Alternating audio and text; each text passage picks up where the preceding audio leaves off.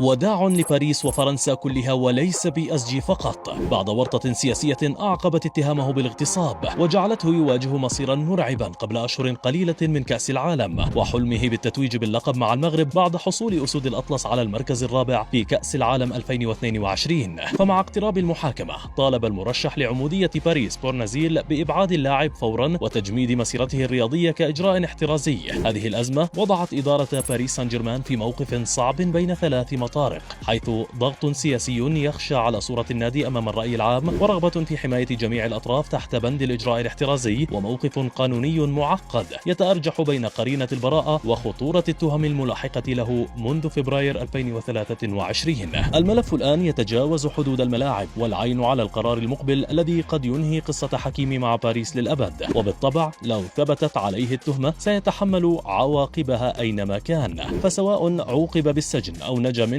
أصبحت الأندية تتعرض لضغوط شديدة طالما هناك لاعب متهم بالاغتصاب في صفوفها، لدرجة أن مانشستر يونايتد باع ابن الأكاديمية ميسون جرينوود رغم الصلح بينه وبين صديقته وعودتهما في علاقة عاطفية جديدة، إلا أن الجماهير رفضت وجود اللاعب حتى رضخت الإدارة وتخلصت منه. فهل حان الدور على حكيمي أم يخرج بسلام من هذه القصة كما حدث مع طليقته هبة عبوك؟